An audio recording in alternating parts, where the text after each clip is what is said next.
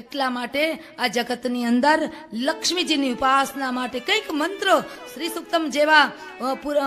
વેદોની અંદર મંત્રો બતાવવામાં આવ્યા છે. પણ બધા મંત્રો તમે ક્યારે શીખો ને ક્યારે આવડે ને ક્યારે એનો જાપ કરો ને ક્યારે સિદ્ધ થાય એના કરતાં લક્ષ્મીજીની પ્રાપ્તિ માટે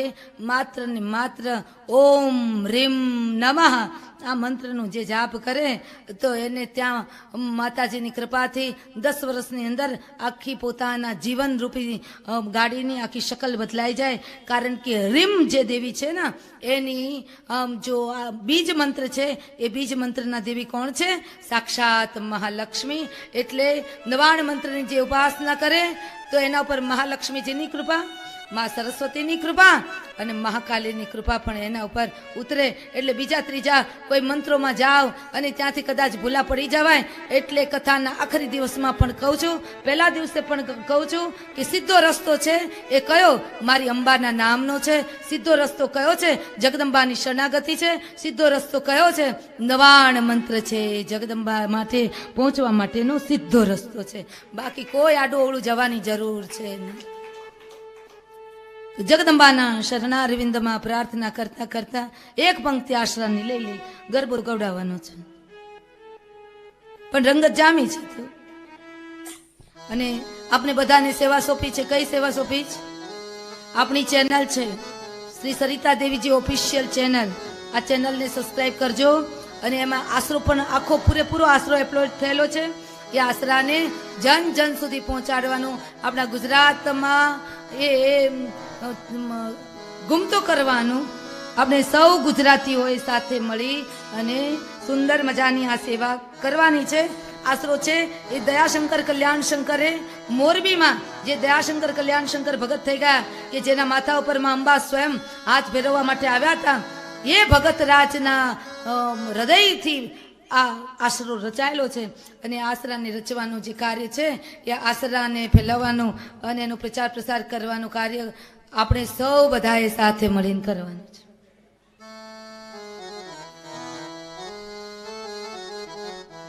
યાર જેને આશરો રે, જેને આશરો રે એ લીધો અંબાનો જેને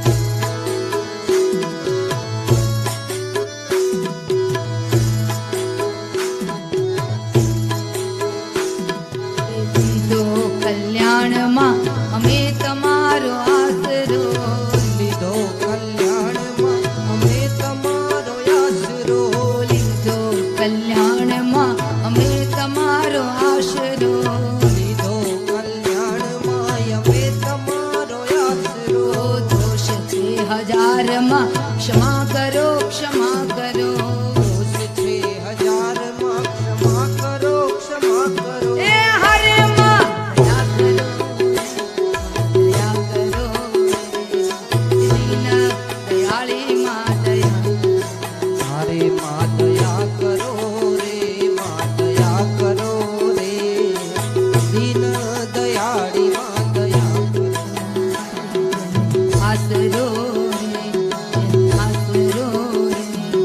લીધો અંબાનો આસરો રે આસરો રે લીધો અંબાનો રે આસરો એ લીધો અંબાનો જેને લીધો અંબાનો રે તો સરળ રસ્તો કયો છે સરળ ઉપાય કયો છે માં સુધી પહોંચવા માટે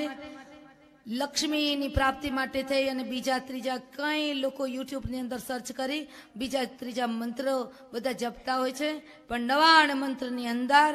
મહાકાલી મહાલક્ષ્મી મહાસરસ્વતી આ ત્રણેય દેવીઓની કૃપા વરસી જાય પછી કઈ બાકી રહેતું જ નથી તમારી અંદર વાક સિદ્ધિ પણ આવે વચન સિદ્ધિ પણ આવે 99 મંત્રની ઉપાસનાથી તમારા જીવનની અંદર ધન્યતા પણ આવે 99 મંત્રની ઉપાસનાથી તમારા જીવનની અંદર ઘણા કે 99 મંત્રની ઉપાસના કરે તો એનો સ્વભાવ બહુ ઉગ્ર થઈ જાય કોણે કીધું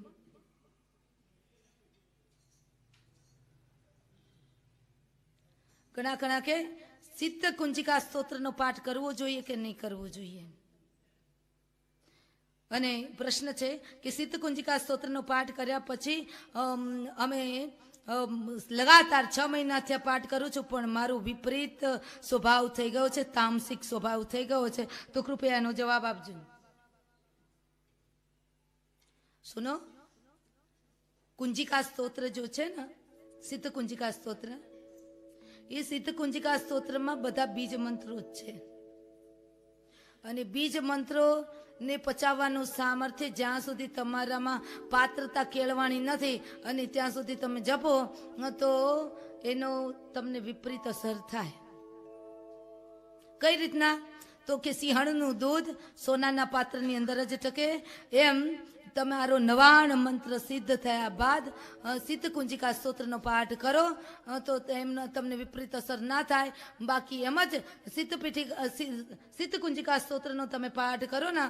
તો ઘણાના સ્વભાવ વિપરીત થઈ ગયા ક્રોધવાળા થઈ ગયા અને તામસિક થઈ ગયા એનું કારણ એ કે એની અંદર બહુ બધા બીજ મંત્ર છે અને બીજ મંત્રની જે ઉર્જા છે ને એ તમે સહન નથી કરી શકતા એ ઉર્જા સહન કરવા માટે થઈ તમારે પાત્રતા કેળવવી પડે અને એ માટે ઉપાસના કરવી પડે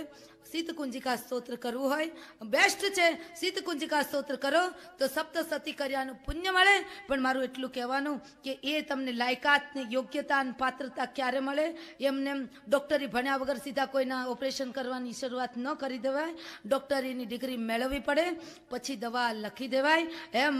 પહેલાં 99 મંત્ર આપણું બરાબર પાકે પાયે થાય અનુષ્ઠિત થયા બાદ તમે સિદ્ધ કુંજિકા સ્તોત્રનો પાઠ કરો તો અનેરી ઉર્જા મળે નહીતર સ્વભાવ તામસિક થવાની સંભાવના 100% નહીં 150% રહે ખરી પણ છતાંય સિદ્ધ કુંજિકા સ્તોત્રનો પાઠ કરવો હોય સોમવાર રવિવાર શુક્રવાર પણ લગાતાર ન કરો ઘણાના સ્વભાવ જો વિપરીત થઈ જતા હોય તમને એવું લાગતું હોય કે મારી અંદર તામસિકતા વધી ગઈ છે તો સિદ્ધ કુંજિકા સ્તોત્રનો પાઠ કાયમ માટે તમારે ન કરો પહેલા 99 મંત્રને સિદ્ધ કરો પછી પાત્રતા મળે પછી આ શક્ય બને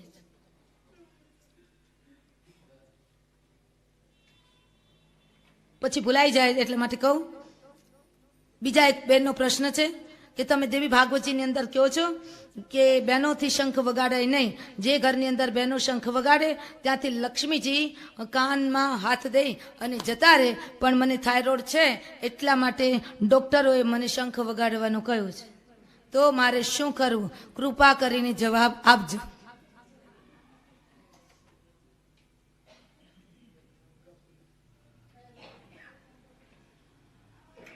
હવે આ પ્રશ્નનું નિરાકરણ તો કોઈ શાસ્ત્રમાં લખેલું હોય નહીં પણ તમારે એક કામ કરવું મને જ્યાં સુધી જો આ કોઈ શાસ્ત્રમાં નથી લખેલું પણ મને સુઝાવ આવે છે ત્યાં સુધીનું કહું, કારણ કે જે શાસ્ત્રમાં લખ્યું હોય એ પૂરેપૂરું પ્રતિપાદિત કરીને આપ્યું હોય, પણ આપણે કોઈ મહાપુરુષના મુખેથી સાંભળીએ અથવા તો કોઈના દ્વારા હૃદયમાંથી ઉગી નીકળે ને કહીએ તો એ આત્મ પુરાણ કહેવાય.